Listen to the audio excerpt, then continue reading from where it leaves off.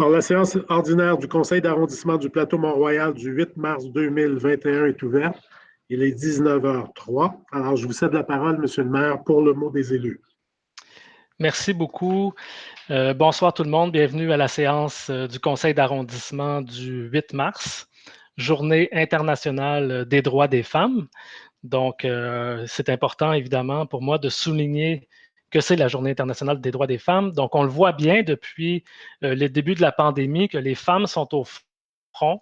Je pense notamment aux infirmières dans les hôpitaux, aux auxiliaires familiales et sociales, dans les soins à domicile, aux préposés dans les résidences de personnes âgées, aux enseignantes dans nos écoles primaires et secondaires, aux éducatrices dans les garderies, aux intervenantes sociales dans les organismes communautaires, aux travailleuses et aux dirigeantes des entreprises d'économie sociale. Par ailleurs, et malgré le chemin parcouru, l'actualité nous rappelle régulièrement que les femmes et les filles sont encore et toujours victimes de violences. En tant que père d'une adolescente de 13 ans, je suis inquiet de voir reproduire cette violence. Je suis inquiet devant le phénomène des Snapchat et des autres médias antisociaux qui sont des lieux de diffusion de photos et de vidéos parfois humiliantes avec des conséquences graves pour les jeunes filles. En tant que père d'un adolescent de 15 ans, ma fille a 13 ans, mon garçon a 15 ans, j'invite tous les pères à parler à leurs garçons pour les sensibiliser aux conséquences potentielles de leurs gestes ou à ceux de leurs amis, des conséquences sur leurs sœurs ou sur leurs amis, eux, et les encourager à intervenir auprès de leurs amis pour éviter que des gestes soient posés. Donc, c'est une invitation à être conscient puis d'être actif, de ne pas laisser les autres faire des choses parce que si on est conscient, on sait que ça peut être grave. Je termine mon petit point sur la journée internationale, sur cette journée-là, en soulignant l'engagement et l'intelligence et la grande contribution de mes collègues élus du plateau, donc Marianne Giguère, Josefina Blanco, Maëva Villain, Marie Plourde. Je veux aussi souligner la contribution de mes collègues du cabinet du plateau, donc Andréane Leclerc-Marceau, Anne Ngando et Christelle Quatz, ainsi que ma collègue qui m'accompagne au comité exécutif, Amélie Laframboise. Donc, on est entouré de femmes très engagées, qui sont impliquées, qui changent les choses et qui nous font profiter de cette intelligence, cette expertise pour améliorer la vie des citoyens, des citoyennes du plateau. Du côté de la pandémie, tout comme vous, nous sommes à la fois rassurés de voir la tendance à la baisse du nombre de cas d'hospitalisation, de décès, de voir les vaccins arriver et à être administrés, mais en même temps, on demeure inquiet devant la présence des variants, l'incertitude que ça crée en attendant qu'une portante puisse donner. Donc, je veux juste réitérer ce soir l'importance qu'on garde le cap sur le respect des mesures sanitaires, le temps qu'un nombre important de personnes soient vaccinées, particulièrement les plus vulnérables. C'est surtout ces personnes-là qu'on protège en appliquant les mesures sanitaires. Le temps aussi qu'on ait retrouvé une certaine marge de manœuvre dans notre réseau de la santé montréalais. 2 mots sur le compte de taxes. Vous avez probablement reçu votre compte de taxes municipal récemment. Donc, je veux juste vous rappeler qu'afin de donner un répit aux citoyens et citoyennes et aux commerçants, la Ville de Montréal a décrété un gel de taxes pour 2021 et a offert le report du paiement des taxes de 3 mois. Donc, l'échéance du premier versement qui était prévu le 1er mars est reportée au 1er juin et celle prévue le 1er juin est reportée au 1er septembre. Dernier point de cette introduction, je vais vous parler du règlement d'urbanisme qui porte sur les cafés, bars, restaurants, microbrasseries qu'on va adopter ce soir en 2e lecture. Je vous rappelle qu'il y a eu une consultation écrite qui s'est tenue du 19 janvier au 11 février, donc une période plus longue que le 15 jours prescrit habituel. C'est une réforme qui est importante d'envergure. Donc, on a voulu donner plus de temps aux citoyens et citoyennes pour nous faire part de leurs commentaires. On a innové cette fois-ci avec une capsule vidéo qui était disponible avant la séance d'information pour que les gens puissent prendre connaissance du contenu de la présentation. Toute la documentation était disponible. Donc, plutôt qu'être informés en direct et devoir poser leurs questions, ils ont pu se préparer à l'avance et arriver avec des questions préparées lors de la séance d'information virtuelle qui s'est tenue le 4 février et qui a permis la participation de une soixantaine de personnes. Donc, suite à l'exercice de consultation, nous avons beaucoup discuté entre les élus, mais aussi avec l'équipe de la direction de l'urbanisme, et afin de répondre aux principaux commentaires qui ont été exprimés pendant la consultation publique, toujours dans l'objectif de trouver un équilibre entre avoir des rues commerciales vibrantes, assurer la vitalité commerciale et une qualité de vie exceptionnelle pour les résidents, résidentes, les citoyens du plateau Mont-Royal. On a décidé d'apporter certaines modifications. Donc, je vous les résume rapidement, les modifications les plus importantes. Nous avions prévu de réserver une table pour les personnes à mobilité réduite devant les représentations qui ont été faites par plusieurs personnes qui ont participé à la consultation publique. Nous avons décidé d'exiger que 50% des tables d'un nouveau café-terrasse soient accessibles universellement. Donc, c'est un geste très fort pour favoriser l'accessibilité universelle sur les cafés-terrasses du plateau.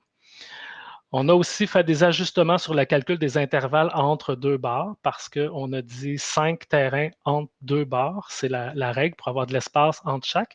Mais sur le boulevard Saint-Laurent, souvent les terrains sont plus larges, sont plus grands qu'ailleurs. Donc, on a fait des ajustements pour s'assurer que ce soit équivalent sur Saint-Laurent avec nos autres grandes rues commerciales.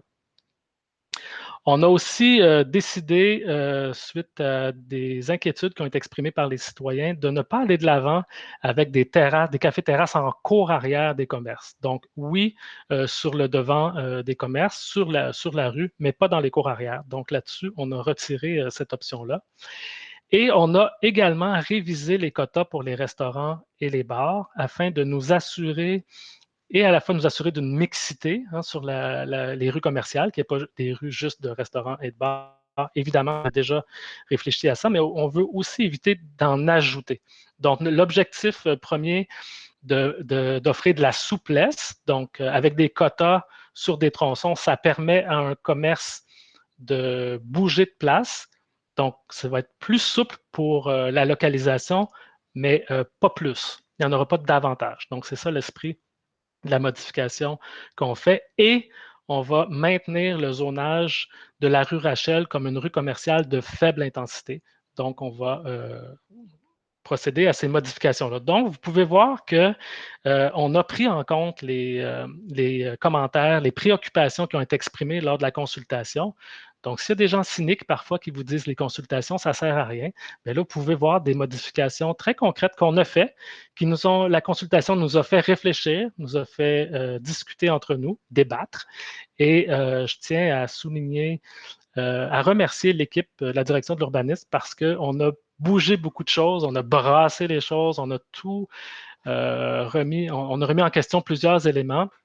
Puis on arrive, je pense, avec un règlement qui nous permet justement cette souplesse-là, d'assurer cet équilibre-là, d'ailleurs, entre la vitalité commerciale et la qualité de nos milieux de vie. Donc, voilà. Et là-dessus, je vous souhaite un bon conseil d'arrondissement. Et je passerai la parole à ma collègue Maëva Villain. Oui, bonsoir tout le monde. Moi, je vais vous parler quelque peu de sport et loisirs. Pour commencer, je voudrais féliciter Adrienne Blatel, la coordonnatrice de plein air interculturel, qui est un organisme dans Jeanne-Mance qui d'année en année offre des initiations aux nouveaux arrivants, donc aux personnes qui viennent d'autres pays et qui arrivent au Canada, au Québec, à Montréal et qui s'initient à nos sports qui parfois, comme le ski de fond. Et son programme de ski de fond a toujours connu beaucoup de succès. Elle a dû s'adapter cette année et elle a offert des cours de ski de fond en ligne qui ont connu énormément de succès et ont permis aux nouveaux arrivants de profiter de cet hiver, somme toute, assez limitée au niveau des activités. Et elle a repris depuis peu, avec les nouvelles normes sanitaires, les cours privés. Alors, sur le Mont-Royal, vous aurez peut-être la chance de la croiser. Aussi, je voudrais remercier nos équipes de l'arrondissement qui nous ont permis de profiter des patinoires et du ski de fond cet hiver. On sait à quel point ces activités ont été populaires et ils ont dû mettre les bouchées doubles pour assurer des bonnes conditions. Merci beaucoup. Et vous rappeler que suite aux annonces du gouvernement provincial, quelques-unes de nos installations ont pu réouvrir leurs portes dans des conditions sanitaires strictes. Il s'agit des piscines L'Évêque et la piscine du centre du plateau qui ont réouvert pour le bain libre, mais pas encore pour les cours de natation. L'Aréna Mont-Royal est également ouvert tous les jours. Pour toutes ces activités, vous devrez vous inscrire à l'avance et respecter des normes sanitaires strictes. Nos organismes partenaires, la RMP dans Jeanne-Mance, le Centre du Plateau dans Delorimier et la Relance des loisirs tout neuf proposent également beaucoup d'activités en ligne et je vous recommanderais d'aller sur leur site web pour en savoir plus. Voilà. Merci beaucoup, Maëva. Donc, je passerai maintenant la parole à Marie-Plourde. Vous avez changé l'ordre, là, je suis toute mélangée. Merci beaucoup, M. le maire. Moi, j'aimerais vous parler d'un sujet qui a quand même préoccupé plusieurs résidents du Myland au cours des dernières semaines. Il s'agit du poste de ventilation mécanique de Saint-Grégoire. Alors, juste pour replacer, c'est une installation de la STM. On retrouve 88 postes de ventilation sur l'ensemble du réseau du métro à Montréal et ils sont situés, là, il y a minimum entre chaque station de métro. Et ils ont vraiment une utilité très, très importante, entre autres pour la ventilation d'urgence en cas d'incendie, en cas de produits toxiques qui seraient répandus, en cas d'incendie également, pas d'incendie, mais de catastrophe où on devrait évacuer les gens. Ça nous permet également d'amener les premiers répondants rapidement en cas d'accident ou de maladie ou quoi que ce soit. Ça permet également d'améliorer la ventilation et Dieu sait qu'on a besoin d'une ventilation de qualité en ce moment et particulièrement dans les lieux clos. Et c'est aussi une ventilation qui est très, très utile pour les chantiers nocturnes. Donc, vous savez, la STM procède à toutes ces réparations sur le système de métro, sur le réseau de métro pendant la nuit. Alors, ça nous aide aussi à évacuer les poussières et tout ça. Donc, on n'a pas le choix. Hein? Il y a comme un déficit de maintien d'actifs historique. Là. Ça fait un très, très gros moment. Là.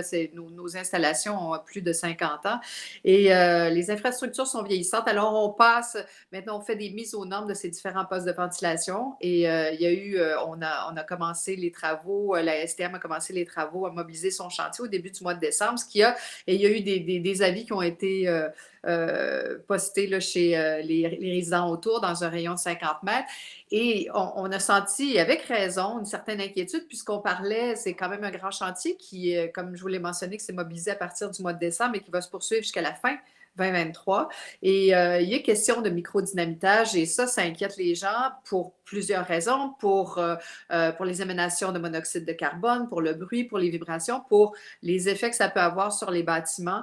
Alors, il y a juste vous dire là, que ces inquiétudes-là, oui, elles sont légitimes, mais elles sont bien étudiées, on a plusieurs documents là-dessus et on a essayé de travailler à limiter des mesures d'atténuation pour limiter les différentes nuisances, que ce soit limiter le bruit, des mesures de contrôle de bruit, des installations pour sécuriser la grosse machinerie là, qui va circuler autour, des silencieux qui sont installés là, sur les ventilateurs. Il y a des pré-inspections aussi qui ont été faites sur les bâtiments pour voir l'état avant les travaux, pour faire un suivi avec les vibrations, pour voir qu'est-ce qui va se passer au fur et à mesure. Et également, des mesures préventives pour le monoxyde de carbone. On va distribuer des détecteurs de monoxyde de carbone là, dans un certain rayon autour du chantier. Et pour plus amples informations, on peut se rendre sur le site de la STM pour pouvoir s'inscrire à une séance d'information qui va se tenir le 16 mars. Et vous allez STM Info et vous pouvez vous inscrire d'avance. Vous devez d'ailleurs vous inscrire d'avance pour pouvoir participer à cette séance-là où toutes les questions seront acceptées. Quelqu'un va être là, des personnes vont être là pour y répondre. Alors, voilà, c'était mon information pour cette semaine. Merci beaucoup, Marie. Je passerai la parole à Richard Ryan maintenant. Merci, M. le maire. Donc, juste peut-être rappeler, il y a quelques points que je voulais vous traiter aujourd'hui. Alors, d'abord, juste au 1501, il y a des changements cadastrales qui permettent de verser dans le réseau public et des parcs.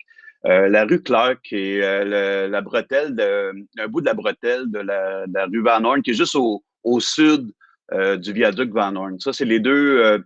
C'est la rue qui fait la jonction entre le parc Lassa de Sella et le parc qu'on appelle le parc sans nom.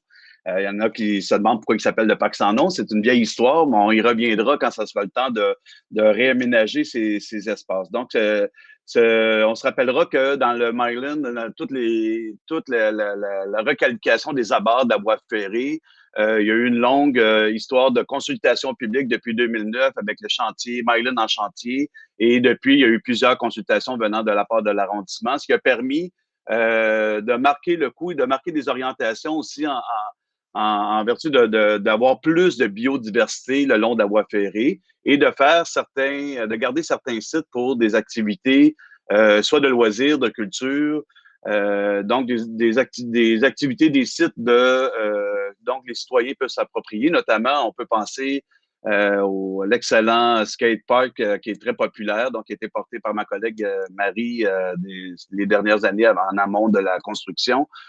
C'est des beaux projets et on veut continuer comme ça dans le secteur Myland, donc notamment sur le 77 Bernard et le site du terrain de Gaspé qu'on réfléchit aux orientations et aux activités qui vont venir là. Mais pour ce qui est du 15.01, c'est vraiment donc c'est une rue qui ne verra plus la fonction de rue, mais bien plutôt une déminéralisation et un projet de verdissement. Au 40.11, vous avez peut-être vu ceux qui ont suivi l'ordre du jour, l'abrogation de la politique d'inclusion en logement social. Ce n'est pas qu'on veut plus de logements sociaux sur le plateau Mont-Royal. On se rappelle que la politique d'inclusion, elle est née d'une volonté de l'administration, déjà d'abord en 2015, puis ensuite améliorée en 2017. 2015, c'est parce qu'on voulait vraiment dans les projets dérogatoires parce qu'on n'avait pas le pouvoir de réglementer les politiques d'inclusion en logement social, mais on pouvait du moins donner un signal clair dans les projets de dérogation, les projets qu'on appelle en PPC-moi, en projet particulier. Mais on attendait et la nouvelle administration de la Ville de Montréal depuis 2017 a travaillé très fort sur un règlement qui oblige les promoteurs à inclure du logement social, du logement abordable et du logement familial, ce qui veut dire que maintenant, c'est dans tout Montréal, les promoteurs dans les projets de 5 unités et plus devront contribuer, participer à ce règlement d'inclusion. Donc, on n'a plus besoin de politique locale. Je voudrais, par le fait même, de remercier nos services, parce que le service d'urbanisme a travaillé très, très fort à justement mettre en place cette politique-là. Ça donnait le ton. C'était une politique qui était audacieuse au plateau Mont-Royal. Ça donnait le ton à d'autres arrondissements. Et évidemment, le ton aussi pour règlement d'inclusion qu'on voit. On appelle le règlement pour la métropole mixte. Je continue. Vous avez peut-être vu ça passer. Il y a un hôtel qui a été acquis sur l'avenue du Parc pour en faire une maison de chambre pour une clientèle à risque d'itinérance. Donc, 31 unités de chambres sera dédiées à des personnes itinérantes. Donc, c'est dans le cadre financé, dans le cadre des initiatives de création rapide de logements par le gouvernement fédéral. On a 2 autres projets comme tels, comme celui-là qui va être financé dans le même programme par le fédéral sur le plateau Mont-Royal. Un dans l'est du plateau, dans le district de Lorimier, et un autre un peu plus au sud, dans le district Jeanne-Mance. Donc, on est très fiers d'avoir ces 3 projets-là financés par ce programme-là qui est arrivé et qui permet justement, comme le nom le dit, une création rapide de logements sociaux chez nous. Dernier point que je voulais m'entretenir avec vous avant de passer la parole à M. le maire, c'est, vous avez peut-être suivi ces derniers jours, je dirais peut-être même la saga, du moins la situation d'un commerçant, d'un libraire indépendant sur la rue Saint-Viateur qui se voyait augmenter son loyer de 150 alors qu'il avait subi déjà une augmentation de 75 l'année dernière. Donc, il devait fermer ses portes. Et c'est une situation qui perdure, qui continue, qui a évolué, qui évolué pas nécessairement dans le bon sens dans les dernières années avec la concentration d'édifices commerciaux sur la rue Saint-Viateur et l'augmentation très rapide des baux commerciaux.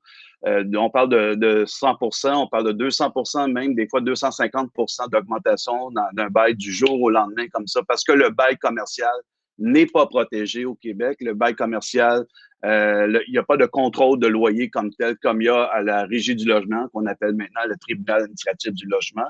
Donc, Monsieur Welch voyait augmenter et aurait dû quitter normalement. Revirement de situation aujourd'hui suite à la grande mobilisation que je tiens à saluer, la grande mobilisation qu'il y a eu dans la communauté autour justement de la rue Saint-Viateur et une grande médiatisation du dossier. Il y a eu un revirement de situation. Les propriétaires Scheller Levy ont décidé de se rasseoir avec le petit libraire et poursuivre son bail. Semblerait dans les mêmes conditions pour les 2 prochaines années, ce qui fait qu'on est très heureux. Bon, on voit que la mobilisation citoyenne et justement l'information la juste information peut des fois faire revirer des situations. On se rappellera que certaines sorties d'un des propriétaires étaient un peu désolants, entre autres, notamment accusant la Ville d'augmenter les taxes, alors que les ajustements de taxes qui ont été faits a fait baisser entre 2020 et 2021 de 10 le prix, son compte de taxes sur ce bâtiment-là. Donc, il y avait pas on ne pouvait pas évoquer l'augmentation des taxes, notamment là-dessus. Donc, c'est un peu cette question-là. Évidemment, nous, on doit continuer. Il y a eu une grande consultation publique, une grande mobilisation lors de la consultation publique l'année passée à la Commission du développement économique. Et il y a eu plusieurs, on est allé au fond pas du problème, mais on est allé au fond du moins d'un diagnostic du problème concernant les locaux vacants, concernant les locaux sur rue qui nous est cher dans les petits quartiers. Et il y a eu plusieurs pistes de solutions, 38 recommandations qui ont été faites, dont la très vaste majorité ont été reconnues par le comité exécutif. Et la notion du bail devient important à protéger. On interpelle le gouvernement du Québec.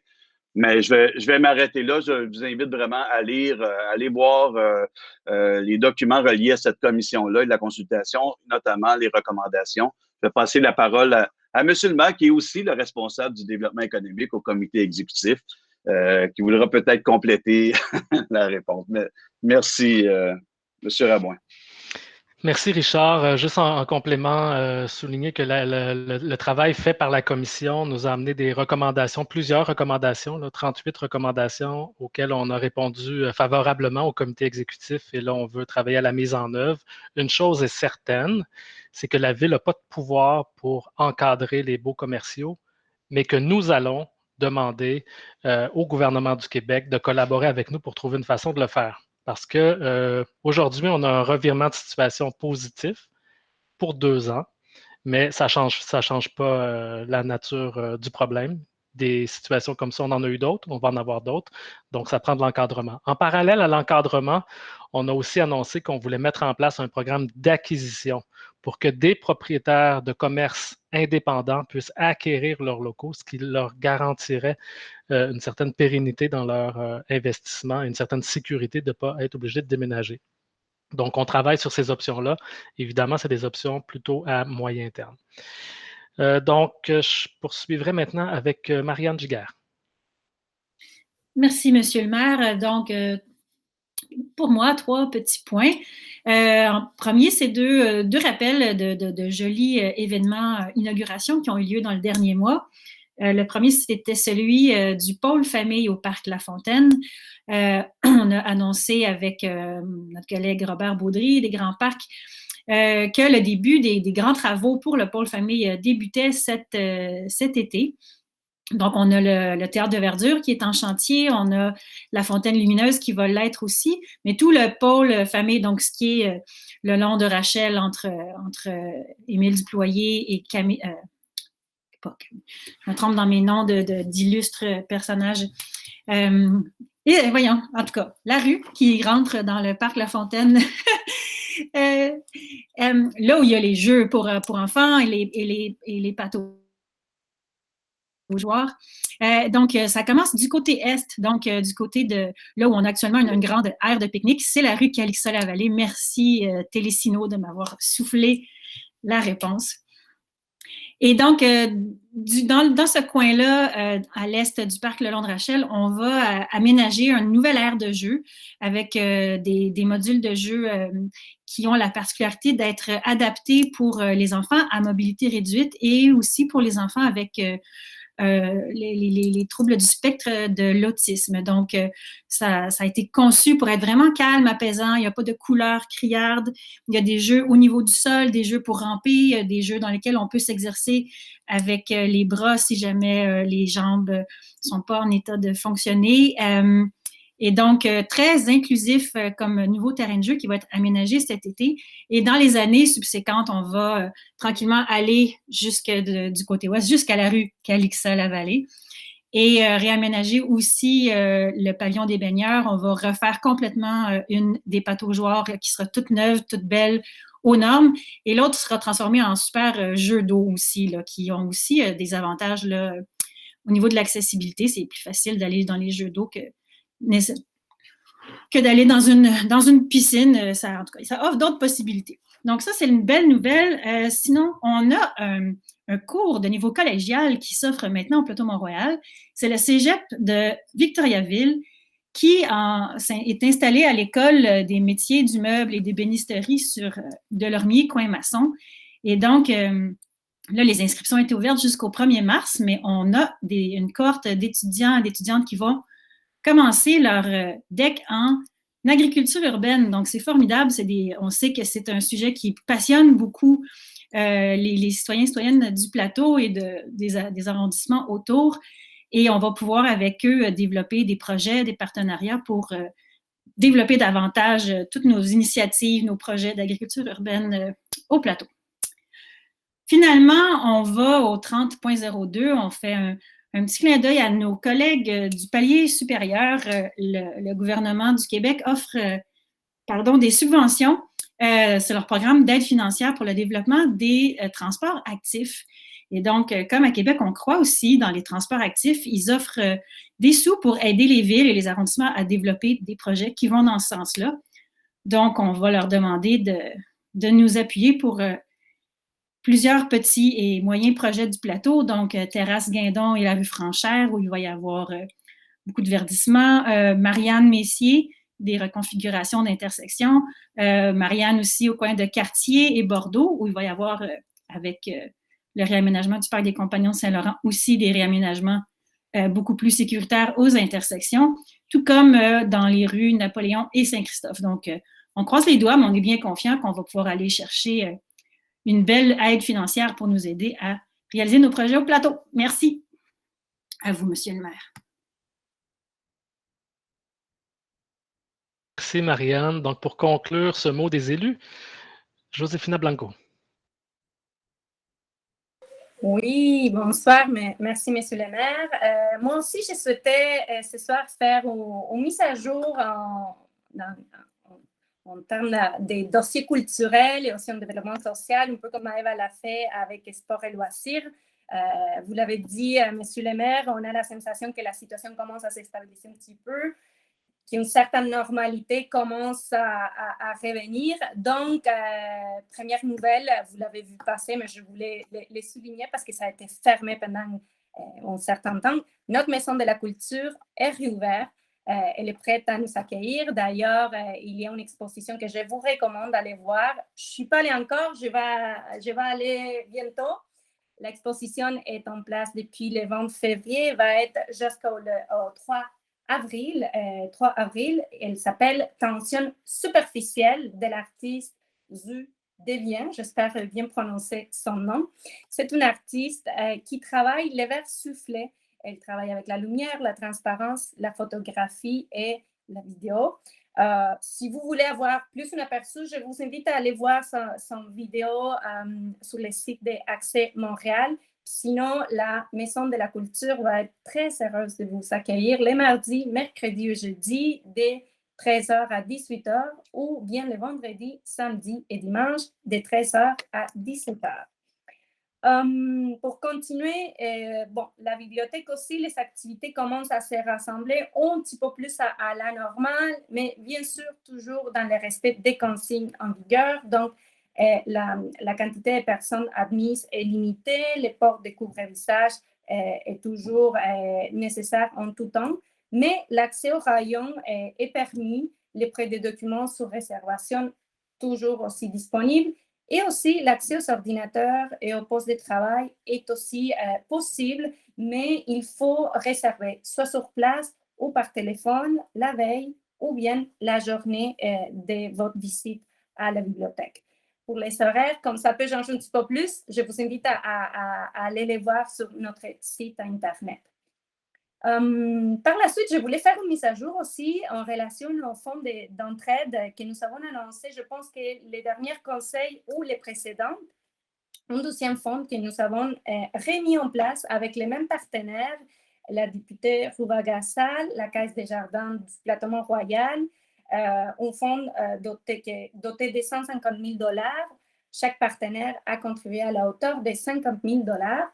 Et donc, il y a eu un comité de sélection qui s'est réuni et 12 projets ont été sélectionnés pour un total de 136 000 $. Je veux nous faire rappel sur les axes qui se font porter. Donc, les projets devaient viser soit la sécurité alimentaire, la cohabitation sociale ou bien le renforcement des liens sociaux, pour des besoins qui ont été augmentés, exacerbés à cause de la pandémie, ou de nouveaux besoins à cause aussi de cette situation qu'on vit depuis déjà un an. Donc, je voulais prendre quelques instants pour nommer ces organismes-là et pour les remercier pour leur travail qu'ils font à tous les jours, mais encore plus depuis la dernière année. Nous sommes très, très reconnaissants. Nous savons que vous êtes fatigués. Vous êtes là tous les jours, vous êtes au front. Et voilà, je pense que c'est le minimum que vous nommez, vous remercier. Donc, dans les fonds d'entraide, nous avons la Corporation de développement communautaire Action Solidarité Grand Plateau, connue comme notre table des quartiers, Plein Milieu, Projet Changement Centre communautaire pour aînés, les cuisines collectives du Grand Plateau, la mission communautaire Myland, la Maison des Aurores, les comités citoyens Milton Park, Centre Paul Roulant, Dîner Saint-Louis, Resto Plateau, Centre d'aide à la famille et les ateliers d'éducation populaire du plateau. Vous savez peut-être remarquer qu'on n'a pas octroyé la totalité des fonds. En fait, la totalité a été octroyée. Il y a des questions administratives avec notre projet. Donc, aujourd'hui, je ne suis pas en mesure d'annoncer l'autre projet retenu. Je pourrais vous tenir, bien sûr, au courant. Mais normalement, les 150 000 $ ont été octroyés à différents projets. Pour finir, je veux vous remercier, messieurs les maires, pour votre mot et votre reconnaissance à toutes les femmes en ce 8 mars. Merci beaucoup et sur ce, je nous souhaite un bon conseil. Merci, Joséphine. Juste pour terminer, j'ai oublié tout à l'heure de mentionner que nous allons, compte tenu de la situation là, extrêmement difficile vécue par les restaurants, les cafés, les bars du plateau, mais de tout Montréal, on a décidé évidemment de maintenir là, la tarification symbolique à 50 $ pour les terrasses, comme on le fait l'année dernière. C'est une mesure très concrète là, de soutien aux commerçants du plateau. Donc, on veut les rassurer là, pour les personnes qui ne le savaient pas encore, qu'on va maintenir cette tarification-là. Donc voilà, ça mettrait le fin au mot des élus, Maître Groux. Sauf erreur de ma part, M. le maire, je crois que M. Norris n'est pas intervenu. Est-ce qu'il veut intervenir ou… Non, pas cette fois. Merci. D'accord. Oh, non, je vais laisser la place. Merci. Merci. Alors, nous allons poursuivre avec l'ordre du jour à l'article 10.02, adoption de l'ordre du jour de la séance ordinaire du Conseil d'arrondissement du 8 mars 2021.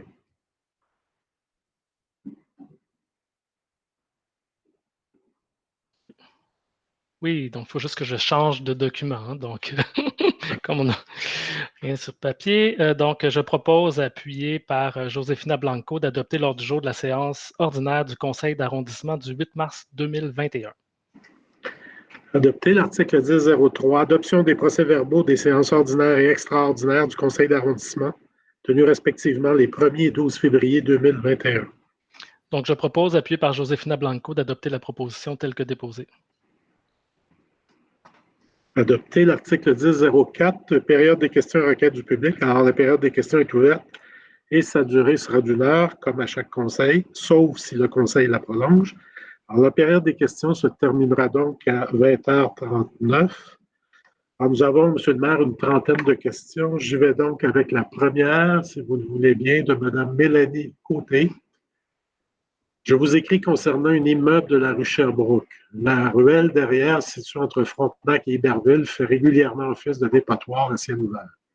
Les bacs à déchets du propriétaire débordent toujours. Les sacs s'empilent au sol et on y retrouve toutes sortes de gros déchets de maison et c'est pire l'été. Si le minuscule espace gazonné où sont placés les bacs appartient aux propriétaires, la ruelle est à tout le monde et j'insiste sur ce fait. L'inspecteur Philippe Boyer a fait et continue de faire un travail remarquable dans le dossier, mais il est arrivé au bout de ses ressources. Les résidents qualifient la ruelle de dégueulasse et avec raison.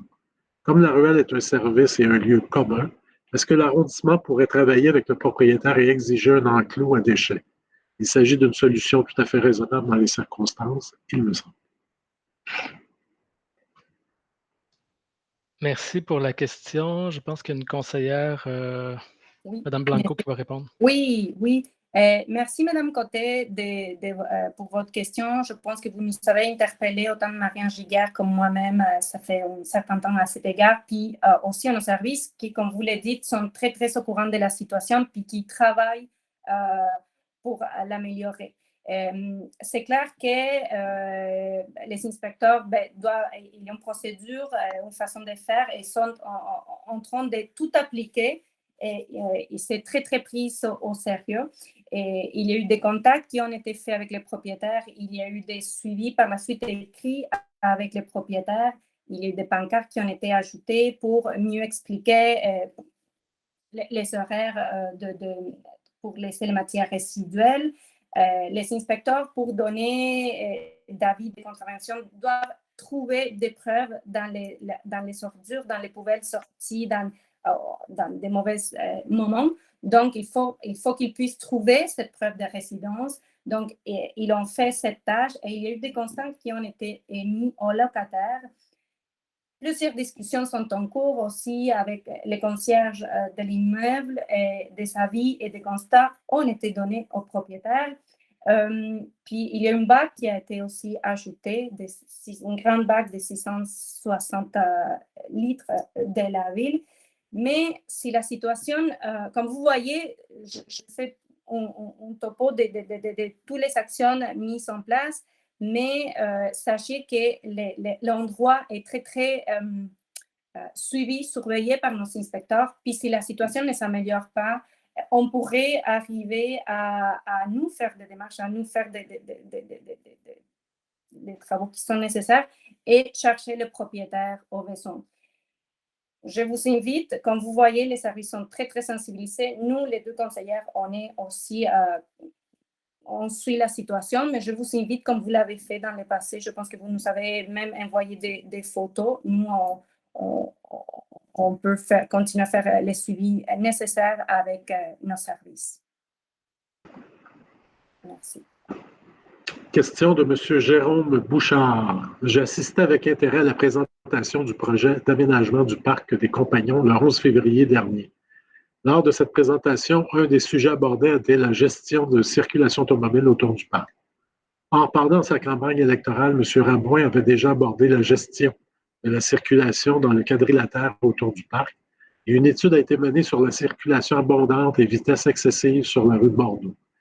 Le Conseil, suite à cette étude, a adopté en mai 2018 une résolution pour l'ajout de dos d'âne sur Bordeaux entre Rachel et Mont-Royal. Question, le STVT a-t-il l'intention de procéder tel que recommandé par le Conseil en 2018 aux travaux de Dodane, ainsi que mesures d'apaisement de la circulation sur les rues Bordeaux-Cartier? Et si oui, quand?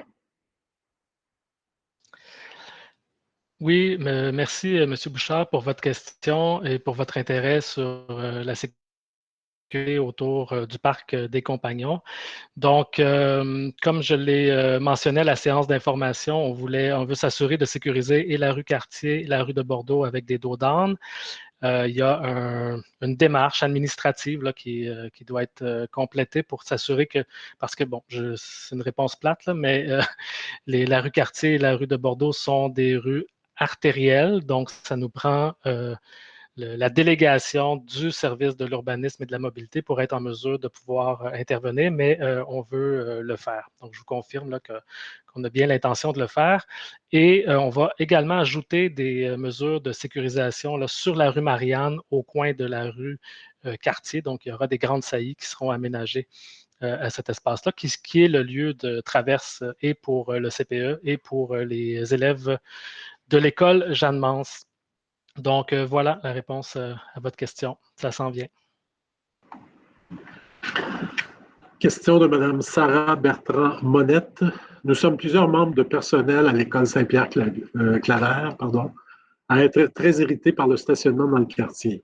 Depuis le début de l'année scolaire 2020, c'est devenu tout un casse-tête. Les places devant l'école sur Saint-Joseph étaient pratiques, puisqu'on pouvait quitter à 15h16 à la cloche. Puis les affiches ont été changées pour 15h alors que la voie d'autobus commence à 15h30. Nous n'avons donc plus la possibilité de nous stationner devant l'école. Nous avions trouvé une solution, nous prenions du temps sur l'heure du dîner pour bouger nos voitures. Mais voilà, de nouvelles places de vignettes ont été ajoutées sur Saint-Joseph du côté nord. Donc, on se retrouve avec un problème suivant. Enseignants, éducateurs, membres de soutien de l'école doivent tourner en rond dans le quartier afin de trouver une place. Nous refusons de payer pour venir travailler. Serait-il possible de remédier à la situation? Merci. Oui, merci, Madame Bertrand-Monette. La question des vignettes, pas des vignettes, mais des places de stationnement, de l'interdiction de stationner sur le boulevard Saint-Joseph, c'est vraiment une initiative de la STM parce que la voie réservée débute à 15h30 et il s'apercevait qu'à 15h30, quand le bus arrivait, il y avait encore des voitures. Donc, c'est une façon pour s'assurer de l'efficacité du transport en commun, donc de libérer les places un peu avant que les bus circulent sur la voie réservée. Donc, c'est une décision de la STM, ce n'est pas la nôtre. Sur les vignettes de stationnement, moi, je me rappelle, mes enfants sont allés à l'école Saint-Pierre-Claver. Il y a plusieurs années, on a instauré des vignettes de stationnement dans le secteur. Et on a environ, en moyenne, là, sur le plateau Mont-Royal, pas juste dans le secteur autour de l'école Saint-Pierre-Claver, environ 60% des places où il y a des vignettes de stationnement, donc 40% des places qui sont gratuites. On a annoncé depuis déjà un peu plus d'une année qu'on allait passer à 70%. Donc, on va garder 30% des places gratuites et il y en aura 70% qui seront tarifés avec des vignettes de stationnement. Donc, on passe de 60 à 70. C'est quelques places de plus qui vont être tarifées par rapport à la situation précédente, mais c'est beaucoup moins que quand on a installé les vignettes de stationnement il y a plusieurs années, où là, je me rappelle que les enseignants et les éducateurs nous disaient aussi ça va être difficile de se stationner dans le quartier. Donc, c'est une politique de stationnement qu'on a qui s'applique à tout le monde. Donc, autant les éducateurs de services de garde, autant les policiers, les pompiers, les professeurs, tout le monde qui travaille dans le plateau. On est un quartier qui a 100 000, un peu plus de 100 000 habitants, 100 000 visiteurs par jour. Donc, il y a vraiment un enjeu de gestion du stationnement. Et afin d'assurer que les résidents puissent avoir accès à des places, on module le nombre de places sur les stationnements réservés. Deuxièmement, c'est aussi une façon d'assurer des revenus pour l'arrondissement. Troisièmement, c'est une politique incitative de gestion de la mobilité. On ne veut pas encourager, évidemment, l'utilisation de la voiture individuelle. Donc, les gens qui utilisent les places de stationnement publiques, sur les rues publiques, sont appelés à avoir une contribution à payer pour son usage. Donc, c'est la réponse que je peux vous donner. Je sais que c'est pas la réponse que vous souhaitez, mais c'est la même règle qui s'applique partout sur le territoire. Question de Mme Valérie Rioux. Quelles alternatives à l'autobus 97 seront proposées advenant la piétonisation de l'avenue Mont-Royal? Les personnes à mobilité réduite qui n'utilisent pas d'aide motorisée doivent pouvoir continuer de se déplacer sur l'avenue Mont-Royal malgré la piétonisation.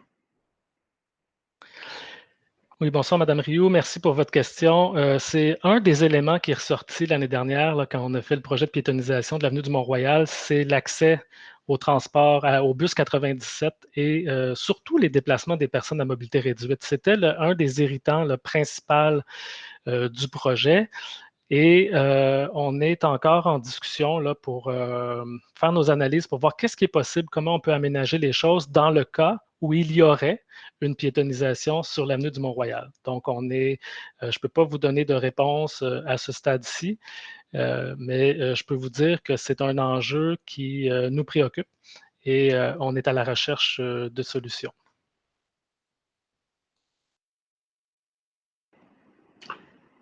Question de Mme Vanessa Gauvin-Brodeur. Bonjour, voilà 16 ans que je réside dans le quartier Malène et force est de constater que de nombreux commerces emblématiques de la rue Saint-Viateur ont dû fermer en raison de hausses déraisonnables de loyers par les propriétaires. Plusieurs articles ont déjà été écrits à ce sujet dans les médias. Les locaux restent vacants pendant de nombreux mois, voire années, et la rue change considérablement au détriment des résidents et des commerces présents depuis toujours. La Ville compte-t-elle se pencher sur le monopole néfaste de ses propriétaires? Oui, je vais inviter Richard Ryan à répondre à la question. Merci, merci, M. le maire. D'abord, merci, Mme Gauvin-Brodeur, pour votre question, puis votre préoccupation aussi de l'avoir soumis au conseil d'arrondissement. Bon, d'abord, peut-être pour vous répondre rapidement, non, évidemment, l'arrondissement ni la ville ne peut pas intervenir sur la question de monopole ou de grande concentration d'édifices dans les mains de certains propriétaires. Puis on est très préoccupé aussi par cette situation-là parce que justement, cette concentration-là amène aussi un changement de cap au niveau des règles du jeu, là, des règles du jeu du marché et des prix des loyers commerciaux notamment. Un peu à l'image de ce qu'on a connu déjà depuis plusieurs années dans l'habitation, dans le logement. Là, on le voit dans les locaux commerciaux. On le voit aussi dans le secteur industriel aussi que secteur d'emploi, parce que les prix augmentent grandement.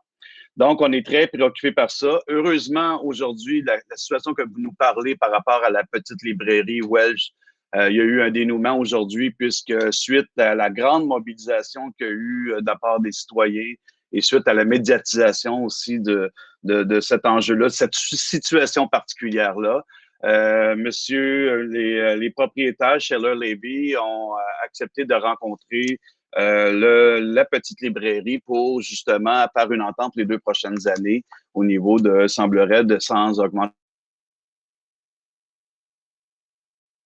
de loyer. On en est très content, tout le monde applaudit, puisqu'il y a eu une grande mobilisation à cet effet-là. Peut-être juste revenir dans les niveaux de responsabilité, les leviers de responsabilité qu'on a, soit en arrondissement, on sait qu'en arrondissement, les moyens qu'on peut agir, qu'on agit depuis longtemps sur le plateau Mont-Royal parce qu'on est conscient de cette problématique-là depuis un bout, c'est d'abord dans le zonage. Hein. D'abord dans le zonage, des usages qu'on peut faire sur une rue commerciale, les superficies comme telles qu'on peut limiter, puis ça permet aussi aux grands joueurs de ne pas mettre n'importe quoi sur les rues, les contingentements, mais évidemment, malgré tout ça, avec la grande hausse de valeur marchande et l'attractivité, malgré ça, même si une rue commerciale comme Saint-Viateur, on appelle dans notre jargon C2, donc à très faible densité commerciale, et demeure pas loin que si un usage tel est permis, ça peut être une grande chaîne qui arrive alors qu'on ne le souhaite pas.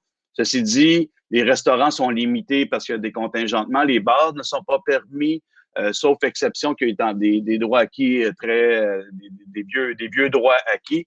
Mais sinon, c'est là que l'arrondissement peut agir. Au niveau de la ville, on est très, très, très préoccupé par ça. À preuve, on a fait une des plus grandes consultations que la Commission de développement économique a fait dans son histoire. C'est celle l'année passée concernant les locaux vacants et la situation des commerces sur rue. Parce que depuis l'arrivée de Projet Montréal en 2017 à l'Hôtel de Ville, on voulait mettre le commerce au cœur même de nos préoccupations parce que c'est les cœurs de village, parce que c'est la vitalité de quartier. Et pour nous, c'est très important. Donc, cette commission-là est allée au fond des choses, a fait plusieurs constats concernant les locaux commerciaux vacants, mais aussi l'ensemble de cette dynamique-là. Ça, c'était avant la pandémie. Donc, elle est sortie de là 38 recommandations qui étaient déposées au conseil de ville, au comité exécutif, qui a répondu très favorablement. Il nous faut davantage d'informations sur ce locaux-là. On parle donc de registre, de base de données. On parle aussi la notion des pouvoirs que nous, on n'a pas au niveau de la ville, mais qu'on doit demander à Québec. Notamment, qu'est-ce qui nous concerne ici, c'est le bail commercial comme tel, la protection du bail commercial, mais aussi un encadrement des loyers. On sait que des baux, des fois, vont durer 2 ans, 3 ans, 5 ans. Mais qu'est-ce qui arrive au lendemain de ça quand le bail, même si le bail est protégé, il faut aussi qu'il y ait des conditions de renouvellement. Donc, tout ça, il y a des trucs qui sont déjà enclenchés à la Ville de Montréal pour travailler dessus. Mon collègue Luc Rabouin en parlait tantôt, donc le programme d'acquisition pour aider le petit commerçant à acquérir l'édifice ou de voir avec des sociétés à but non lucratif sortir du marché certains bâtiments commerciaux. Mais de l'autre côté, au niveau du bail, c'est vers Québec qu'on se tourne et la Ville va travailler pour justement aller dans ce sens-là. Alors, je vous remercie pour votre question, Madame Gauvin-Brodard. Question de Mme Tiffany Henry. Que pouvons-nous et vous faire pour enrayer l'épidémie de graffiti qui défigure tout le quartier, de ses façades commerciales jusqu'au mur de résidence? On se croirait dans le Bronx de 1982. Merci. Alors, merci beaucoup pour la question. On multiplie les initiatives pour enrayer ce phénomène autant que possible de notre territoire. On a tout récemment accordé le plus important contrat jamais accordé par l'arrondissement du plateau pour l'enlèvement, le nettoyage des graffitis. On a également d'importants programmes pour fournir des alternatives ou des mesures qui réduisent les chances qu'un mur soit la cible de taggers. Donc, les programmes de mural, les programmes de distribution de lignes. Et plusieurs années aussi, il y a une dizaine d'années, on a aussi multiplié les amendes des contrevenants. Et on s'est donné le pouvoir d'aller chercher les coûts de nettoyage de la part des contrevenants ou de leurs parents s'il s'agit de personnes mineures. Donc, vraiment une multitude de gestes qui sont posés à l'administration de l'arrondissement. Mais malheureusement, c'est toujours un work in progress. Il y a beaucoup de tags dans notre arrondissement, mais on ouvre les efforts pour les nettoyer.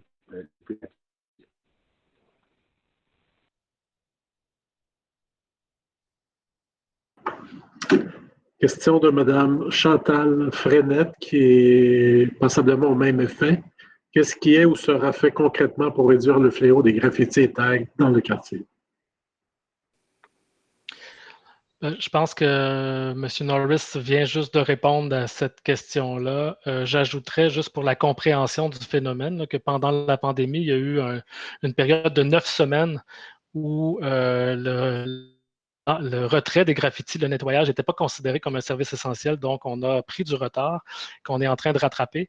Et c'est un phénomène qui s'accentue. Moins on nettoie, plus ça encourage la dégradation. Donc là, c'est pour ça qu'on a donné vraiment un contrat qui est le plus important, là, comme le disait M. Norris, le plus important jamais octroyé par le conseil d'arrondissement pour essayer de rattraper. Et ensuite, on collabore avec le service de police de quartier pour qu'il y ait des interventions.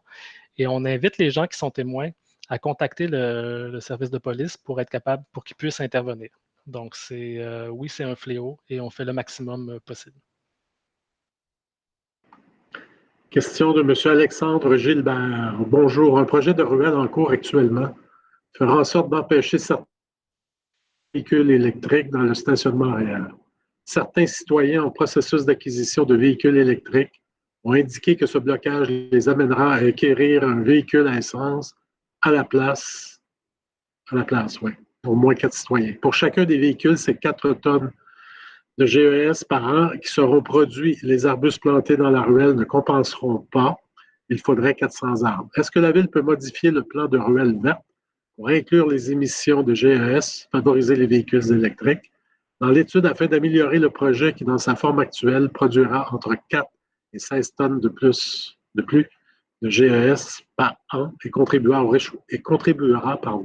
réchauffement climatique? Alors, je vais me permettre de répondre à la question parce que j'étais présent lors de la rencontre des citoyens portant sur le projet des ruelles vertes dans ce quadrilatère-là. Et d'ailleurs, communiqué avec certains citoyens par la suite, juste pour les assurer que toutes les places de stationnement bénéficient d'un droit acquis. Donc, tous les gens qui ont en ruelle pourront continuer à accéder à cette place de stationnement dans le véhicule. Cela ne nous empêche pas de faire un beau projet de ruelle qui va résulter dans la déminéralisation de certaines surfaces et un verdissement, un embellissement général. C'est un plan magnifique. Toutes les places de stationnement existantes vont le demeurer après le projet de ruelle. Donc, merci pour votre question. Question de Mme Catherine Kalemkerian. What's the borough planning on doing to prevent unacceptable rent increases on Myland businesses? We are now losing our beloved bookstore S.W. Welsh. These rent increases are immoral and are devastating the Myland. Okay, I'll try to do it in English. Thank you for your question. As my colleague Richard Ryan already answered this question before, we have a good end story for the Welsh bookstore because they have an agreement with the owner. So we are happy with that. But this not resolve the problem. And what is important to understand is that the City of Montreal or the borough don't have any power to regulate commercial leases. So it's why we said, as I am in charge of economic development for the executive committee, we decide to ask the provincial government to regulate commercial leases because now it's like the Far West. There is no rule. So we work on that.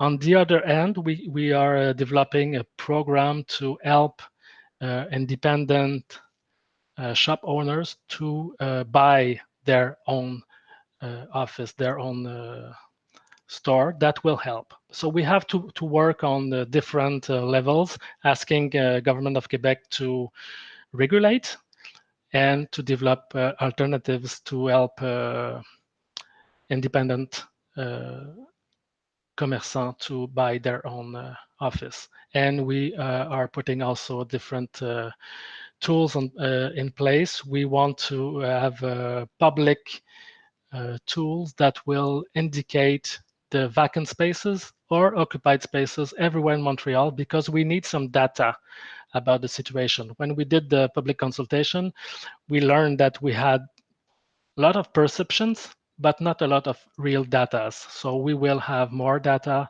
to be able to intervene on what we can. We also announced that we will adopt a bylaw to make it mandatory for all the owners to keep their building safe and propre. Clean, thank you. So clean and safe for everybody because there is an impact for the neighbors.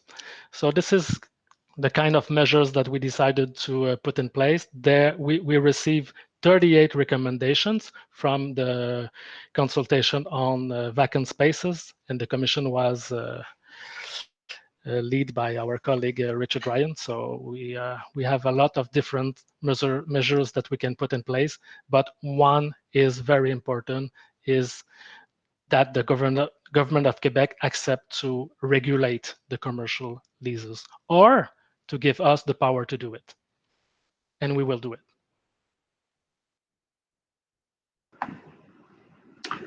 Question de Mme Viviane Delille.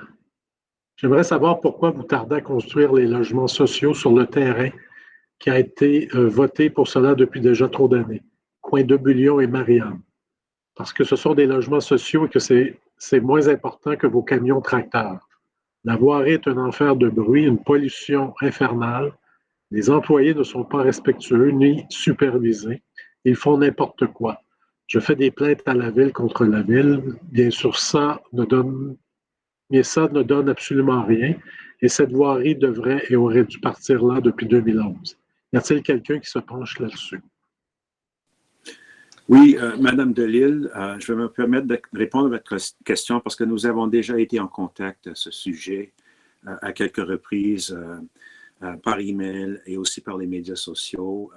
Et vous avez déjà communiqué aussi avec l'une de nos collègues et avec la direction des travaux publics à ce sujet. Nous sommes tous d'accord que cette cour de voirie est très mal située en plein milieu résidentiel. Et le fait que vous habitiez à côté réellement de la cour de voirie entraîne très certainement son lot d'inconvénients et de nuisances pour vous. Nous en sommes conscients. Nous avons avisé, rappelé les employés col bleu de la cour de voirie récemment d'essayer de faire leur possible pour contrôler le bruit, pour restreindre les heures de certaines opérations qui sont plus bruyantes à des heures qui incommodent moins le voisinage et ainsi de suite. Donc, nous vont continuer à faire ces rappels aux besoins, mais la vraie solution réside en le déménagement de ce cours de voirie et la construction, comme vous évoquez, de logements sociaux sur ce site. C'est un projet sur lequel on travaille activement. On espère pouvoir avoir de bonnes nouvelles à cet égard.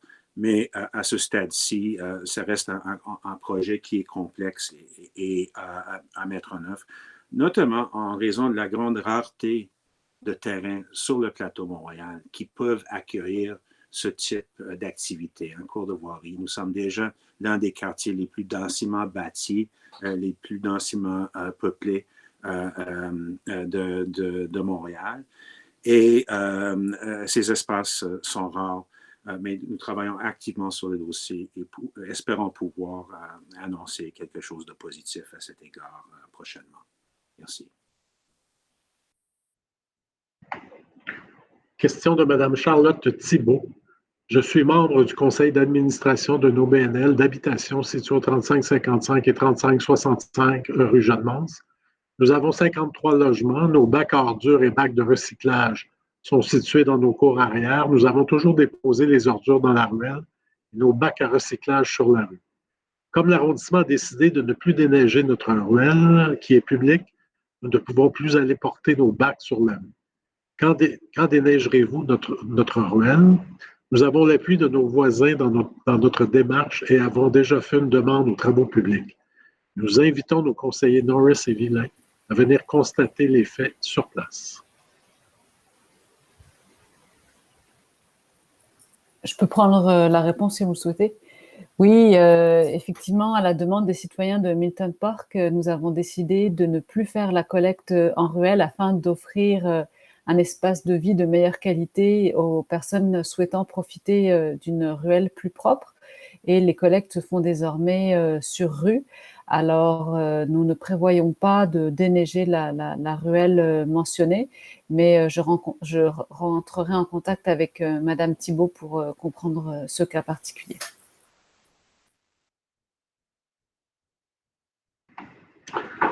Question de M. Richard Faneuf. au cours des 2 dernières années, il y a eu 2 accidents mortels pendant la nuit au coin de la rue Milton et de l'avenue du Parc. Que proposez-vous faire pour sécuriser cette intersection et pour réduire le risque que d'autres accidents mortels surviennent à cette intersection?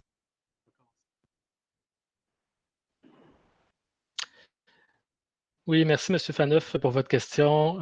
Nos équipes de l'arrondissement sont en contact avec l'équipe de service de l'urbanisme et de la mobilité de la ville. Vous savez, l'avenue du Parc, c'est une grande artère, donc on travaille en ce moment à essayer de voir comment on pourrait mettre en place des mesures temporaires qui sécuriseraient l'intersection. Évidemment, on ne peut pas faire de grands travaux d'infrastructure à court terme, là.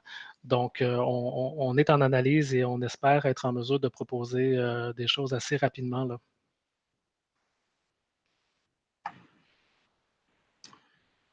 L'autre question qui suit est également de M. Phaneuf. Alors, je dois vous aviser, M. Phaneuf, malheureusement, les gens qui écrivent des questions n'ont droit qu'à une seule question. Et de toute façon, votre question concernant l'informatique, on informe que ça vous a déjà été répondu par notre technicien à l'arrondissement.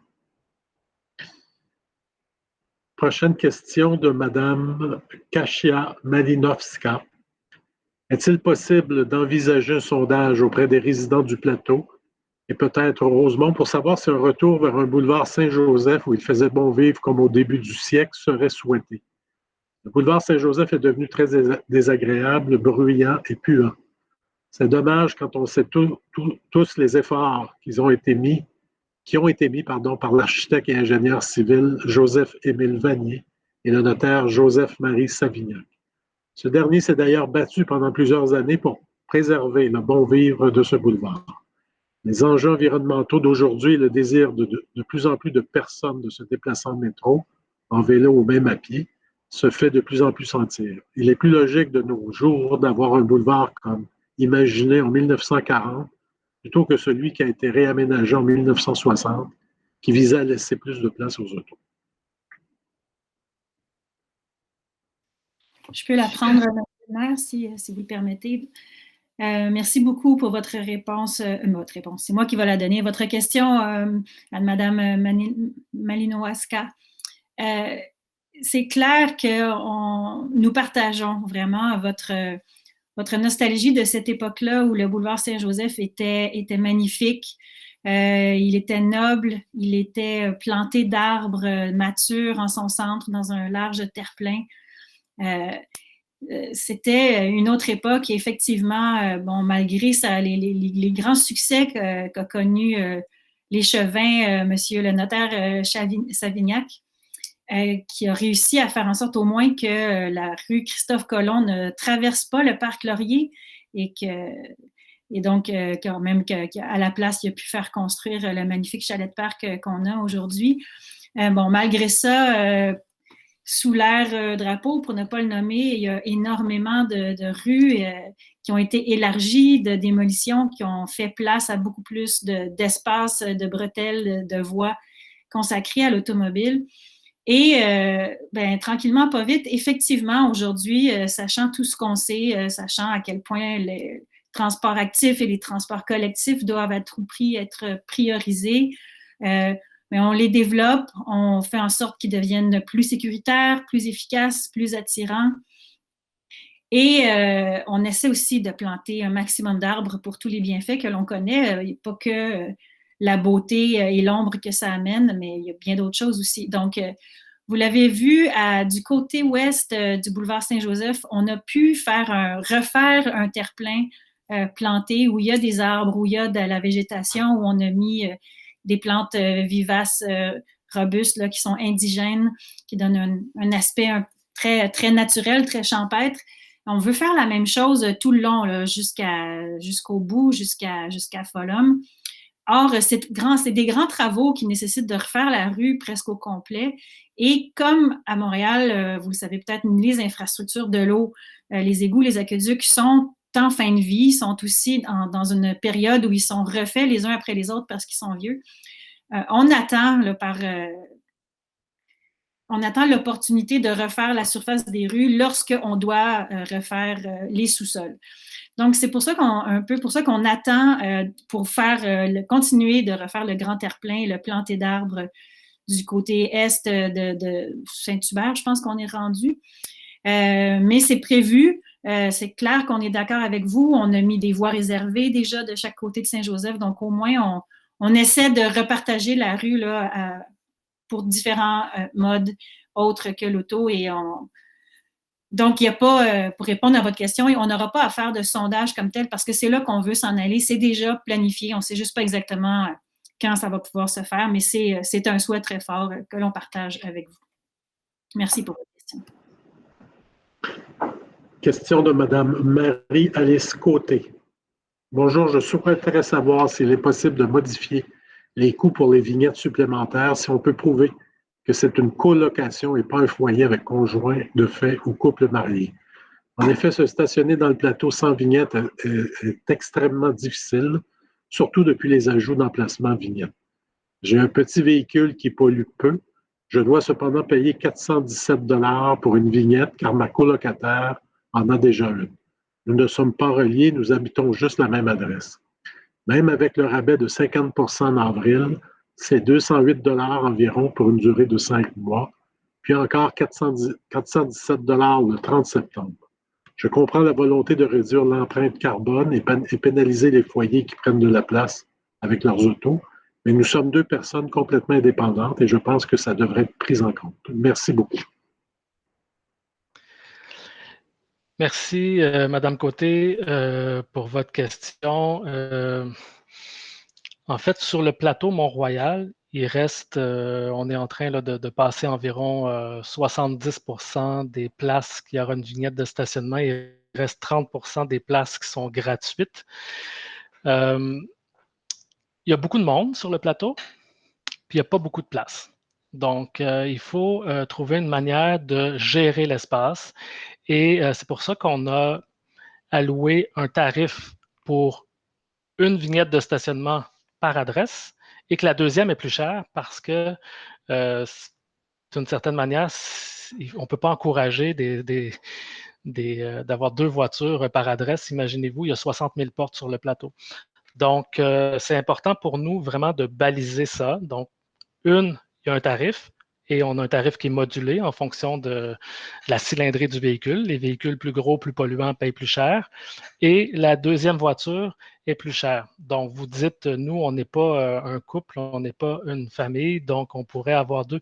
Mais une famille pourrait très bien avoir deux conjoints qui ont deux bonnes raisons d'avoir un véhicule. Nous, on n'est pas là pour juger des motifs, etc. On est là pour avoir une politique générale de gestion du stationnement. Un véhicule à une adresse, il y a un tarif. Un deuxième véhicule, c'est plus cher parce qu'évidemment, on ne peut pas se permettre d'avoir beaucoup d'adresses qui ont deux véhicules dans le plateau parce qu'il n'y a pas de place. Donc, voilà, c'est ce que je peux vous répondre. Donc, on n'a pas vraiment la possibilité de modifier puis d'ensuite d'aller voir chacune des situations. L'autre élément qu'on a fait dans la tarification, je veux vous dire aussi, c'est que plus le véhicule est polluant ou une grosse cylindrée, plus il est cher. On a aussi intégré une notion de tarification sociale, c'est-à-dire que les ménages à faible revenu peuvent avoir accès à un tarif, à une réduction de 50 % du tarif pour leur véhicule. C'est une façon aussi d'avoir une mesure qui est moins pénalisante pour les gens qui ont moins la capacité de payer, mais utiliser le stationnement public, il y a un coût et il se traduit dans notre politique de tarification. Autre question concernant les vignettes de M. François Désy. Bonjour, comme propriétaire non occupant, je dois aller sur le plateau régulièrement et j'ai remarqué que depuis plusieurs mois, il y a de moins en moins d'espaces de stationnement gratuits. Par contre, les espaces réservés pour les vignettes, qui sont, elles, très présentes, sont en grande partie inutilisés pendant la journée. Je me demandais s'il vous était possible de moduler les heures d'utilisation des vignettes, par exemple, de les rendre actives qu'à compter de 15 heures, comme c'était souvent le cas avant, de façon à ce que les places de stationnement gratuites soient utiles pendant la journée, sans que les gens aient à débourser pour les utiliser, surtout en cette période difficile pour tous. Oui, merci, M. Désy. Donc, la tarification du stationnement, c'est une politique qu'on a à l'arrondissement. Donc, on utilise le stationnement public. Ça a un coût. Donc, on demande aux gens de payer son usage, tout en maintenant 30% de places gratuites. Donc, quand vous dites qu'il y a beaucoup plus de places tarifées qu'avant, comme je vous dis, là, on était autour de 60% des places tarifées en moyenne sur le plateau et on passe à 70%. Donc, une légère augmentation, mais on garde toujours un 30% des places gratuites. Pour des usages occasionnels, si jamais vous ne trouvez pas une place gratuite parce que vous voulez venir sur le plateau, il y a une multiplicité de lieux dans des dépanneurs, dans différents commerces où vous pouvez acheter une vignette d'un jour. Donc, c'est possible de payer pour avoir une place de stationnement à la journée pour les gens qui viennent juste de temps en temps sur le plateau. On est les seuls à avoir permis cette option-là, là. Donc, ou en tout cas au moins les premiers, et c'est l'option qu'on a pour les visiteurs occasionnels. Prochaine question de M. David Siclard. Bonjour, qu'attendez-vous pour refaire le trottoir sur Parc côté Est entre Mont-Royal et Rachel, à la hauteur de la statue? On se croirait dans un champ de bataille, les trous sont gigantesques et multiples. Serait-ce possible d'y ajouter une continuation de la piste cyclable vers le nord? Beaucoup de cyclistes continuent en ligne droite vers le nord et se trouvent à croiser les piétons. Des piétons. Très dangereux, merci.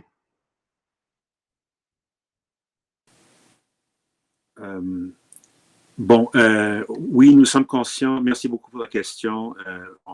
Nous sommes conscients du fait que ce sentier asphalté qui mène du sommet jusqu'à l'intersection avec l'avenue du Mont-Royal n'est pas en bon état en ce moment et on planifie des réparations dès ce printemps. Donc, merci beaucoup pour la question. Effectivement, ce sentier de parc est en mauvais état en ce moment et on va faire des réparations.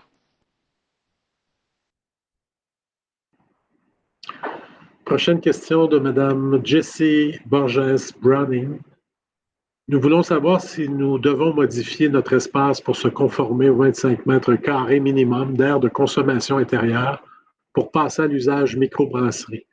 Nous sommes ouverts depuis 3 ans bientôt. Il serait très coûteux et compliqué de démolir nos murs et rebâtir pour aller chercher l'espace qu'il nous manque pour nous conformer aux 25 mètres carrés. Nous avons une vraiment petite brasserie et n'attendons que la possibilité de pouvoir ouvrir un Biergarten sur la rue Mal-Aimé qui est Prince Arthur Est. Merci. Oui. Est-ce que Maïva, tu allais pour la question? Si oui, ok, c'est parfait. Oui, bonsoir. Nous connaissons bien votre microbrasserie. Alors, merci beaucoup d'avoir pris le temps de nous poser la question ce soir. Nous allons analyser ce qu'il est possible de faire et nous vous reviendrons dans les plus brefs délais.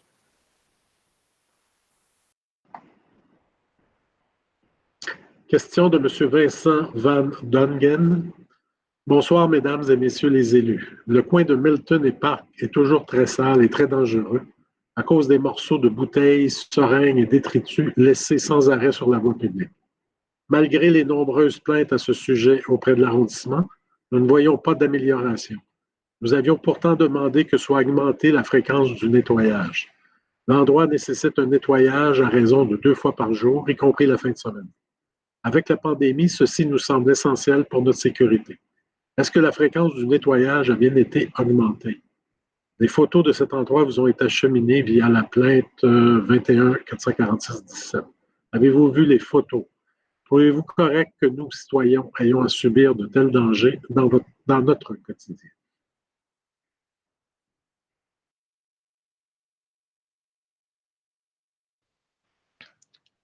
Oui, donc bonsoir, merci pour la question. Donc, à titre d'information, on a un service d'entretien qui vient 3 fois par semaine avec le groupe Information Travail. Et on a ajouté 2 fois par semaine avec nos services qui vont collaborer avec l'organisme Open Door et au besoin le service de police. Donc, on aura un service de 5 jours semaine et qu'on va évaluer et on verra si c'est nécessaire d'ajouter ou de faire des interventions ponctuelles au besoin. Donc, la fréquence a été ajoutée. Évidemment, je comprends votre demande de 2 fois par jour, 7 jours par semaine. Ce n'est pas ça pour l'instant qu'on a mis en place, mais on a ajouté 2 fois semaine service et on va évaluer pour être en mesure de nous ajuster. Je ne sais pas si j'ai un collègue qui veut compléter, là.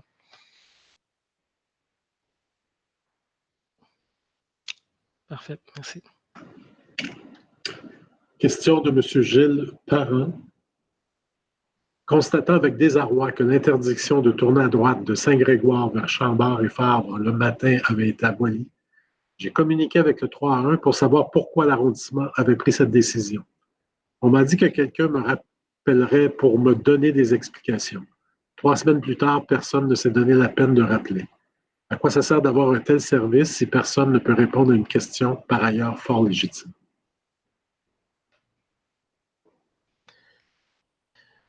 Oui, merci pour votre question. Donc, on a vérifié l'information et il semble que ce soit une erreur et qu'on va corriger rapidement la situation là, en réinstallant les panneaux d'interdiction du virage à droite. Donc, c'est probablement que ça s'est fait dans le cadre du chantier Saint-Grégoire et les panneaux n'ont pas été réinstallés. Donc, on va faire le suivi rapidement sur la situation. Question de Mme Caroline Vachon.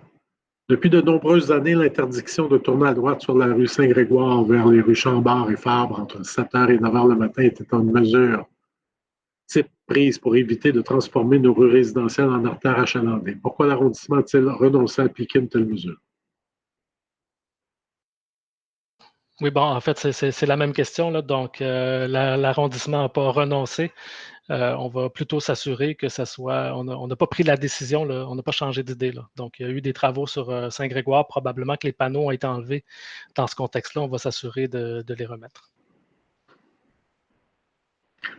Bon, autre question concernant l'apaisement de la rue Chambord. Monsieur Jean Harvey, au cours des dernières décennies sur le plateau, certains changements de sens de circulation, quoique très pertinents, ont fait en sorte que la rue Chambord a écopé et s'est retrouvée avec de très grands volumes de circulation, incluant le passage de nombreux camions. La seule mesure qui pouvait réduire les inconvénients de cette politique, soit l'interdiction de tourner à droite le matin à partir de Saint-Grégoire, n'est plus appliquée. Déjà que cette mesure apaisait partiellement la circulation entre 7h et 9h le matin et qu'elle était un minimum acceptable. La rue se transforme ainsi en voie de transit trop attrayante pour les automobilistes. N'est-ce pas là tout le contraire d'une politique d'apaisement de la circulation? Quelle solution proposez-vous pour apaiser la circulation sur la rue Chambord entre la rue Saint-Grégoire et Laurier? C'est la même réponse que précédemment, là. Donc, on va corriger la situation le plus rapidement possible. Il y a également une autre question, je vais la lire pour le bénéfice de M. Olivier Girard. Déjà depuis plusieurs semaines, les panneaux qui indiquent qu'il est interdit de virer à droite le matin de Saint-Grégoire vers Chambord et Fabre ne sont plus là.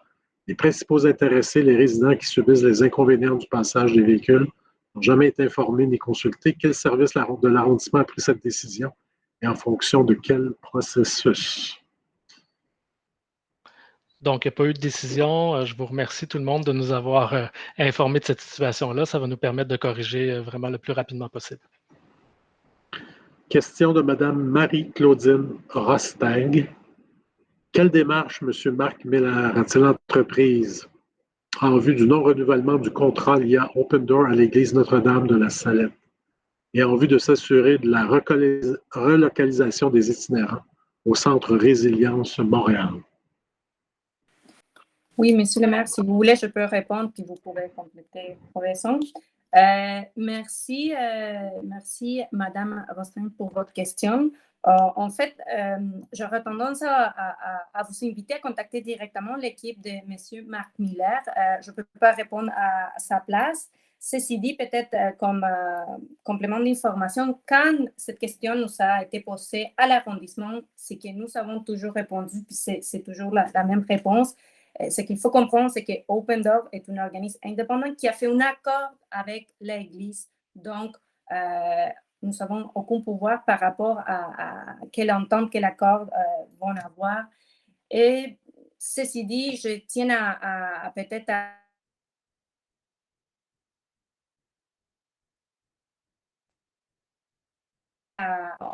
au lieu d'avoir moins de ressources, on a besoin d'avoir plus de ressources culturellement adaptées, autant dans le secteur de Milton Park comme dans d'autres secteurs de l'arrondissement du plateau Mont-Royal. Mais pour revenir à votre question, je vous invite à prendre contact directement avec l'équipe de M.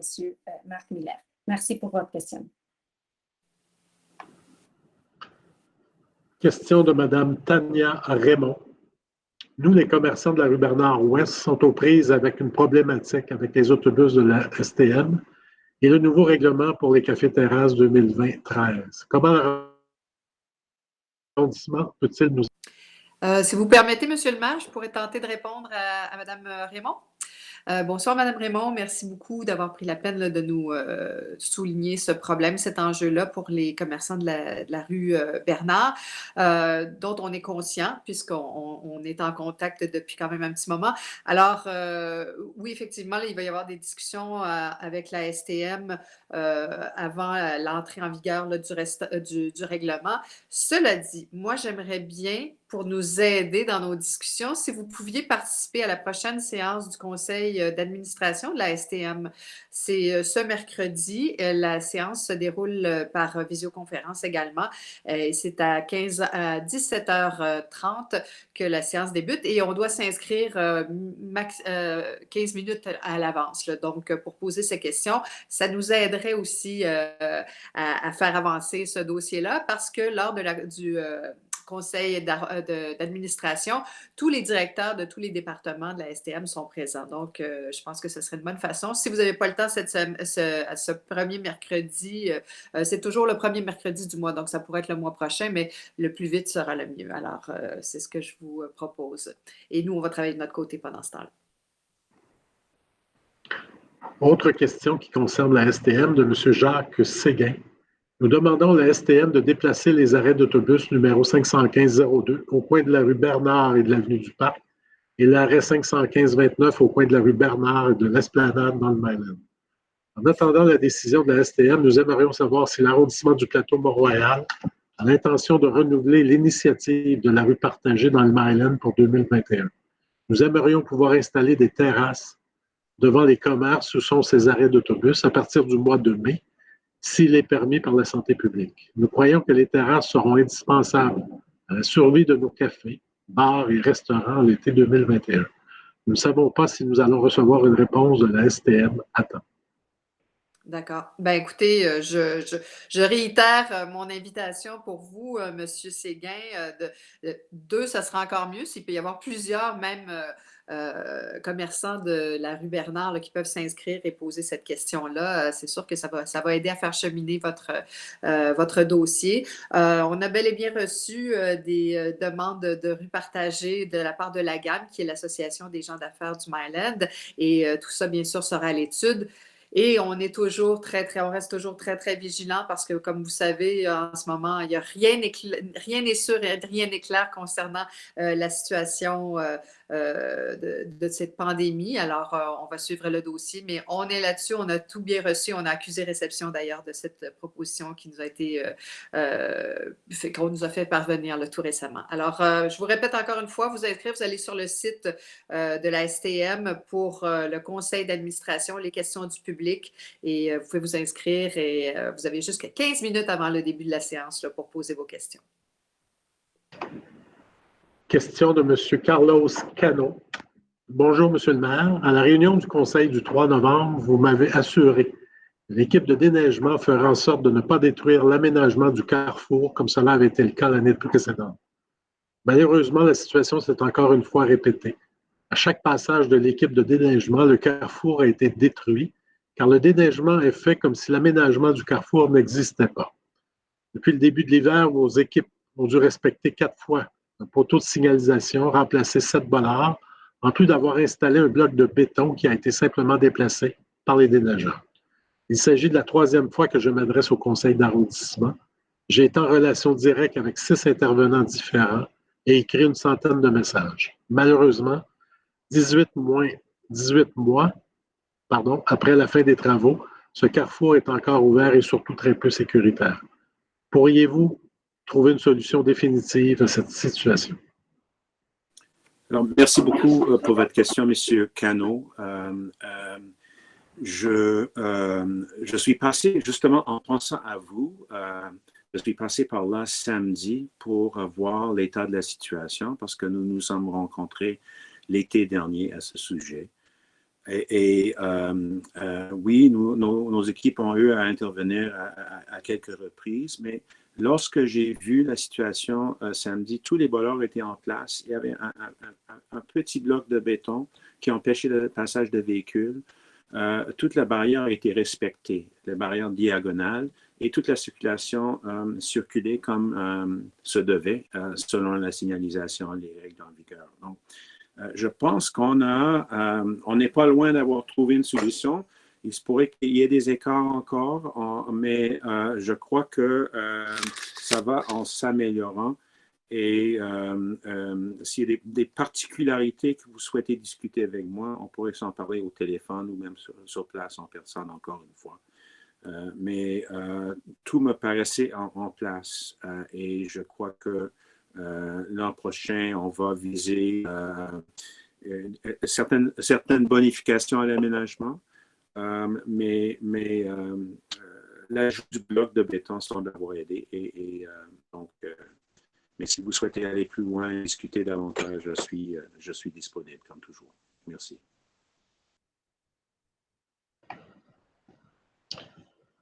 Question de M. Claude Galichan. Y a-t-il des règles qui encadrent les pages Facebook officielles des élus du plateau? On peut présumer que lorsque la fonction d'un élu figure dans le profil, il s'agit d'une page officielle plutôt que personnelle. En gros, dans le plateau, certaines pages, comme celle du maire, permettent les commentaires de tous, alors que pour d'autres pages, les commentaires sont restreints, probablement qu'aux amis. Il y a aussi la page d'un conseiller qui est maintenant restreinte, alors qu'il y a quelques mois, les commentaires étaient ouverts à tous, ce qui devait être la norme pour une page, ce qui devrait être la norme pour une page officielle. Oui, M. Galichan, merci pour votre question. En fait, la page officielle, c'est la page de l'arrondissement du plateau Mont-Royal. Donc ça, c'est une page officielle qui est régie par les règles de la ville de Montréal. Les pages Facebook des élus sont des pages personnelles. Et les élus du plateau, en règle générale, permettent les commentaires sur leur page et sont très actifs sur les médias sociaux et répondent aux citoyens et citoyennes. Et évidemment, on s'attend toujours, comme sur ma page, et je le dis de temps en temps quand j'ai l'impression qu'il y a des commentaires qui ne sont pas respectueux, c'est qu'on peut avoir des points de vue différents, pas de problème, mais il faut toujours s'exprimer de manière respectueuse. C'est la règle de base, je pense que tout le monde doit accepter et appliquer. Mais ensuite, il n'y a pas de règle à la ville qui dicte l'utilisation des pages personnelles. Ça reste des pages personnelles.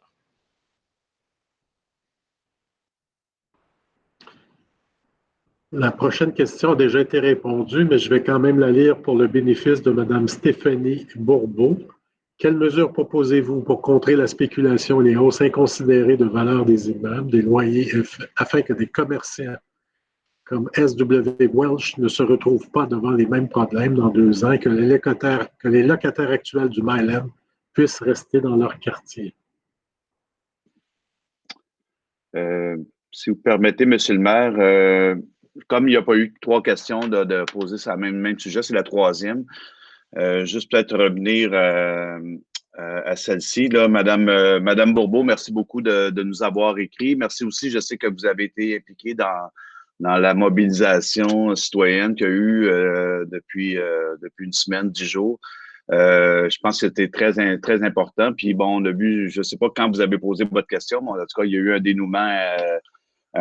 dénouement favorable aujourd'hui avec le retour en arrière du propriétaire en renégociant, c'est-à-dire en gelant son bail, ça semblerait, là, pour les 2 prochaines années avec le petit libraire là, indépendant de la rue Saint-Viateur. Donc, qu'est-ce qu'on peut faire? Je pense que votre mouvement s'est inscrit dans quelque chose de beaucoup plus large que juste la librairie. Ça s'inscrit dans une grande inquiétude de quartier sur la spéculation immobilière. C'est sûr que quand on voit un propriétaire comme celui-là acquérir comme 8 édifices en l'espace de 5 ans et doubler, tripler les loyers, ça devient très préoccupant. Une grande partie d'entre eux ont dû quitter ou ont dû fermer tout simplement leur boutique. Donc, c'est pas le seul. Il ne faut pas mettre juste en face sur un propriétaire. Donc, c'est un courant quand il y a une attractivité comme celle-là, une gentrification, et qui peuvent aller chercher des locataires qui peuvent payer le prix. On voit que Monsieur le maire parlait tantôt de Far West. J'aimais bien son expression parce qu'effectivement, c'est un peu une espèce de Far West quand il n'y a pas de règles du jeu sur la concentration immobilière, sur la législation des bails, du baux, des conditions, etc. Donc, qu'est-ce qu'on peut faire? Juste pour ne pas répéter tout, là, vous avez vu qu'il y a quand même selon la juridiction, que ce soit l'arrondissement, zonage, les usages à limiter, la superficie, les notions de contingentement entre les différents certains usages comme les restaurants et les bars notamment, parce que c'est eux qui sont souvent les plus problématiques et que le local commercial qui détient un tel permis a beaucoup de valeur. De l'autre côté, au niveau de la ville, il y a eu la vaste consultation que j'ai présidée l'année dernière en étant président de la Commission de développement économique urbain et de l'habitation. 38 recommandations, il y a eu 5 soirées, il y a eu des consultations dans tous les arrondissements qui ont émis aussi des avis là-dessus, une cinquantaine de mémoires. Donc, il est sorti de là 38 recommandations et on visait large. On visait pas juste la ville de Montréal et ses arrondissements, mais on voulait aussi, on savait, en entamant un tel travail, qu'il y avait des zones où on n'a pas le pouvoir à la ville de Montréal, mais qu'on souhaitait quand même mettre de l'avant. La question du bail est vraiment, vraiment essentielle dans le cas qui nous concerne. Welch, puis dans le cas des autres commerçants aussi qui ont subi le même sort les dernières années. Il faut qu'il y ait un meilleur encadrement, une protection du bail de 1 et de 2, parce que le bail commercial n'est pas protégé par la loi, mais aussi des modalités de reconduction du bail, des conditions de reconduction du bail. Et c'est souvent, on a fait appel à dire ça peut, la piste comme telle pourrait être le registre, d'utiliser davantage le registre foncier du Québec, donc c'est le gouvernement provincial qui pourrait changer les règles du jeu concernant ça. Il y a peut-être d'autres pistes concernant la protection du bail. Et là, M. le maire disait, si Québec ne veut pas le faire, peut-être Québec peut nous transmettre ces pouvoirs-là pour qu'on puisse, nous, à notre niveau, au niveau de la ville, du moins pour le niveau d'arrondissement, au niveau de la ville, réglementer sur ces questions-là. Alors, voilà. Merci beaucoup pour votre implication. Puis, je vais suivre, en tout cas, et ma collègue Marie sûrement aussi, là, on va suivre vos activités là, en lien avec ça, puisque la situation n'est pas réglée avec le simple, avec la belle fin de M. Welch aujourd'hui, puis sa reconduction de bail pour les 2 prochaines années. Merci. Et nous en sommes à la dernière question de la séance. Elle appartient à Mme Sandrine Rodius. Le nombre de personnes intoxiquées et agressives bloquant nos trottoirs devient un danger pour nous tous. Piétons, personnes à l'arrêt bus, sans-abri, familles, conducteurs, personnes âgées à mobilité réduite, vélo. Les parents ne laissent plus les enfants rentrer à la maison ni attendre le bus. Malgré les nombreuses plaintes à ce sujet auprès de l'arrondissement et de Open Door, nous ne voyons aucune amélioration. En fait, c'est pire. Il est important que Open Door accepte la responsabilité de ses usagers en dehors de son bâtiment. Avec la pandémie, les personnes crachant régulièrement et ne portant pas de masque, ceci nous semble essentiel pour notre sécurité à tous. Durant des décennies, notre quartier est un endroit sûr et hospitalier. Il est passé d'un joyeux à un cloaque. Quand pouvons-nous nous attendre à ce que cette situation dangereuse et inacceptable soit correctement traitée avec des services accrus de travailleurs sociaux et des nettoyages quotidiens?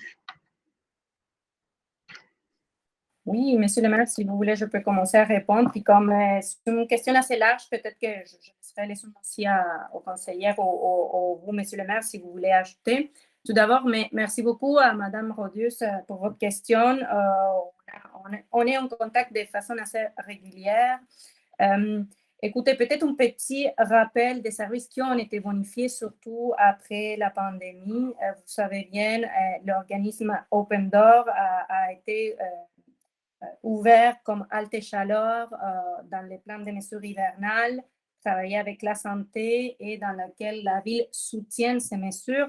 Donc, il est devenu une halte chaleur 24 heures sur 7.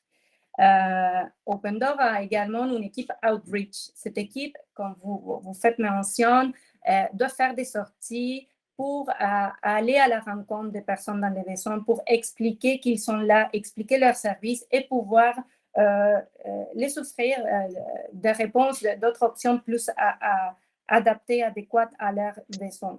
Normalement, cette équipe fait de 1 à 2 sorties par jour. Des fois, la quantité de sorties peuvent être affectées selon la situation à tous les jours qui est vécue dans l'organisme. Est-ce qu'il y a peut-être une absence de quelqu'un dans l'équipe? Donc, il peut y avoir des fois une sortie de moins. Il y a aussi des initiatives, et je profite à féliciter et à faire mention à des initiatives citoyennes comme Meals for Milton, qui sont en place grâce à l'implication et le leadership des citoyennes comme Sophie Hart. Elle lead un groupe de bénévoles, des étudiants de McGill qui vont aller aussi soutenir ces personnes dans les plus grands besoins. Et ces initiatives sont clairement en partenariat, en concertation, de travail ensemble avec Open Door. On a également plein milieu avec ces services de médiation. Donc, on a plus de services. Oui, est-ce que c'est suffisant? Écoutez, la situation qu'on vit dans les plateaux Mont-Royal, c'est la situation qu'on voit dans d'autres secteurs de l'île de Montréal. Dans la pandémie, on le répète tous les jours, n'a fait qu'exacerber des situations, a rendu encore plus vulnérables à des gens qui étaient déjà très vulnérables. Ceci dit, on ne minimise pas du tout la situation. On comprend que cette cohabitation dans ces secteurs n'est pas toujours facile, n'est pas facile. Il y a eu des questions tout à l'heure, un petit peu plus tôt, par rapport à l'intersection Milton et Park. Monsieur le maire a fait référence qu'on est en contact avec les SUM, avec la ville-centre, parce qu'on ne peut pas agir en arrondissement tout seul. On essaye de voir des options, des améliorations pour faire en sorte que la sécurité, la cohabitation, ça se passe le mieux possible pour tout le monde. Et puis, comme je voulais voir, j'ai oublié de quelques points. Écoutez, vous savez, dans les groupes de travail de cohabitation sociale, on travaille, on suit la situation avec les différents partenaires institutionnels, communautaires, les différents paliers, députés, différents élus des différents paliers gouvernementaux sont aussi à la table. Je vous réitère encore une fois, c'est une situation qui nous occupe et qui nous préoccupe beaucoup et on y travaille très à chaque semaine. On est vraiment autant avec les conseillères locaux, Maëva Villan, Alex Norris, tout le temps en communication, en suivant cette situation et aussi avec les maires. Donc, il y avait un autre point que je viens d'échapper, mais je ne sais pas si, monsieur le maire, vous voulez ajouter quelque chose d'autre. Ou, oui, pardon, un dernier point, vous faites mention, c'est ça que je voulais faire aussi à la question du nettoyage. Mais également, monsieur le maire a fait les points par rapport à la situation. On vient bonifier dans ce secteur les services en nettoyage, autant avec les gîtes comme avec nos services en arrondissement. On va évaluer la situation, on va suivre l'évolution si la situation s'améliore et sinon, on regardera pour voir qu'est-ce qui peut être fait de plus. Donc, merci beaucoup. Je ne sais pas si un de mes collègues souhaite ajouter d'autres éléments de réponse. Merci. Très bien. Alors, ça complète la période des questions. Si vous le voulez bien, nous allons poursuivre avec l'ordre du jour à l'article 10.05, période de questions des membres du Conseil. L'article 15.01 demande au Conseil de la Ville de fermeture et le retrait du domaine public comme rue d'une partie des lots 2.228.012 et 1.870.280 et de les verser dans le domaine public comme parc local, et ce, dans le cadre d'un réaménagement complet du secteur. Donc, on transforme une portion de rue en parc local, tel que l'a présenté Richard Ryan en introduction. On aime ça. Donc, je propose, appuyé par Richard Ryan, d'adopter la proposition telle que déposée. Adopter l'article 20.01, autorisation de l'option de prolongation pour une année à l'entreprise Groupe Information Travail pour les services de gestion des brigades de propreté pour une dépense de 262 094,71 $, taxes incluses, et ce pour un engagement global de 3 années totalisant 703 602,71 $, taxes incluses, conformément à l'appel d'offres 19-173-94.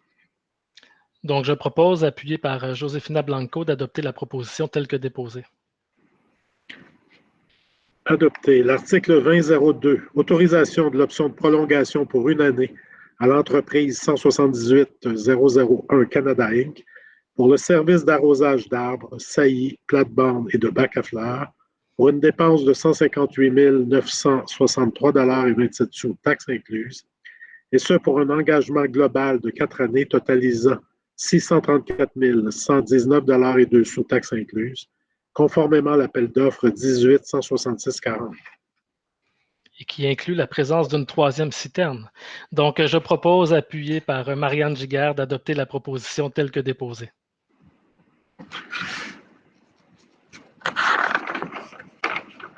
Adopté. L'article 30.01.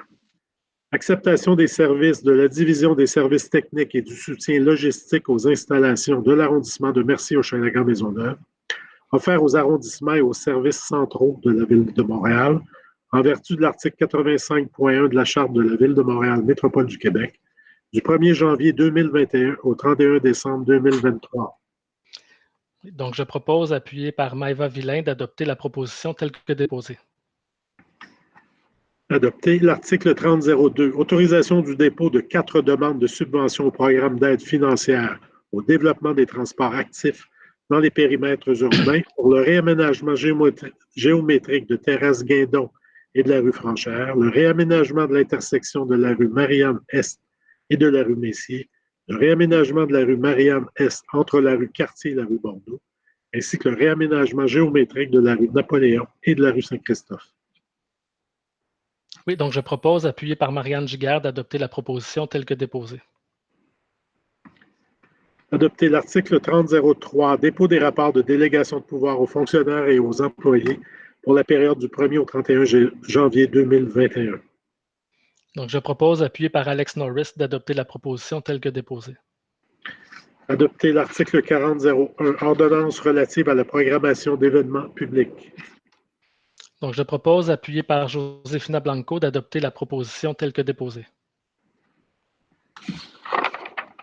Adopté. Les articles 40.02 et 40.03 concernent 2 règlements qui sont en avis de motion et dépôt donc de des projets de règlement suivants. Le règlement modifiant le règlement sur l'occupation du domaine public afin d'encadrer les occupations périodiques du domaine public et les occupations permanentes du domaine public à des fins d'un café-terrasse en arrière-trottoir et de modifier certaines règles applicables au café-terrasse. Et également le règlement modifiant le règlement sur les tarifs de l'arrondissement du Plateau-Mont-Royal, exercice financier 2021. Donc, je donne avis qu'à une prochaine séance du Conseil, je présenterai ou ferai présenter pour adoption les projets de règlement suivants. Le règlement modifiant le règlement sur l'occupation du domaine public afin d'encadrer les occupations périodiques du domaine public et les occupations permanentes du domaine public à d'un café-terrasse en arrière-trottoir et de modifier certaines règles applicables au café-terrasse et le règlement modifiant le règlement sur les tarifs de l'arrondissement du Plateau-Mont-Royal, exercice financier 2021, lesquels sont déposés avec le dossier décisionnel. L'article 40.04, adoption avec modification du second projet du règlement modifiant le règlement d'urbanisme de l'arrondissement du Plateau-Mont-Royal et le règlement sur le certificat d'occupation et certains certificats d'autorisation afin de redéfinir les usages de restauration, de bars et de divertissement. Oui, donc je propose, appuyé par Marie Plourde, d'adopter le second projet de règlement avec modification tel que déposé. Adopter l'article 40.05, adoption du premier projet de résolution vertu du règlement sur les projets particuliers de construction, de modification ou d'occupation de l'immeuble, afin d'autoriser le remplacement des portes doubles des entrées de l'école Saint-Enfant-Jésus, située au 75 rue Villeneuve-Est. Oui, donc je propose, appuyé par Marie Plourde, d'adopter la proposition telle que déposée. Adopter l'article 4006, approbation des plans conformément au règlement sur les plans d'implantation et d'intégration architecturale pour le projet de construction d'un bâtiment résidentiel de 3 étages avec mezzanine et 15 logements situé au 2015 rue Rachel-Est. Oui, donc je propose, appuyé par Marie Plourde, d'adopter la proposition telle que déposée. Adopter l'article 4007, approbation des plans conformément au règlement sur les plans d'implantation et d'intégration architecturale pour le projet de construction d'un immeuble de 4 étages, rez-de-chaussée commercial et 6 logements aux étages avec mezzanine et terrasse au toit, situé au 3443 boulevard Saint-Laurent.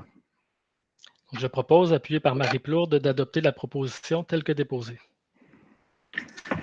Adopter l'article 4008, approbation des plans conformément au règlement sur les plans d'implantation et d'intégration architecturale pour le projet de construction d'un immeuble d'usage mixte de 3 étages avec sous-sol, 5 commerces et 24 logements avec cour intérieure et terrasse au toit, situé au 4490 rue Saint-Denis. Je propose, appuyé par Marie Plourde, d'adopter la proposition telle que déposée. Adopter l'article 4009, refus des plans conformément au règlement sur les plans d'implantation et d'intégration architecturale pour le projet de construction d'un immeuble de 4 étages situé sur 3 lots sur l'avenue du Parc avec rez-de-chaussée commercial et 36 logements aux étages avec mezzanine. Je propose, appuyé par Marie Plourde, d'adopter la proposition telle que déposée. Adopter l'article 4010, dérogation mineure afin d'autoriser la construction d'un escalier à l'arrière du bâtiment situé au 4003 avenue de l'Hôtel de Ville. Puisqu'il n'y a eu aucune opposition, je propose, appuyé par Marie Plourde, d'adopter la proposition telle que déposée. Adopter l'article 4011, abrogation des résolutions CA 1525-0274 et CA 1725-0032 relatives à la politique locale d'inclusion de logements abordables résidentiels. Donc, je propose, appuyé par Richard Ryan, d'adopter la proposition telle que déposée. Adopter l'article 6101, dépôt du compte-rendu de la réunion du comité consultatif d'urbanisme tenue le 12 janvier 2021. Et le dernier article 7001, levé de la séance. Donc, je propose, appuyé par Alex Norris, juste avant, je veux souligner aussi l'engagement et le travail exceptionnel d'une de nos directrices, Mme Lynn Olivier. Tantôt, j'ai souligné le travail de mes collègues élus et du cabinet, mais on a quand même la chance d'avoir une directrice très engagée et je m'en voulais de ne pas avoir souligné son travail et sa détermination et son engagement. C'est une amoureuse du plateau et on est très heureux de pouvoir compter sur sa collaboration. Donc, je souligne sa présence avant de lever sa contribution à l'arrondissement et au service aux citoyens, directrice sport, loisirs, développement social et culture. Donc, je lève la séance maintenant. L'ordre du jour étant épuisé, je propose, appuyé par Alex Norris, de lever la séance ordinaire du Conseil d'arrondissement du 8 mars 2021. Oui, alors il est 20h56. La séance est maintenant terminée. Merci à vous tous et à vous toutes.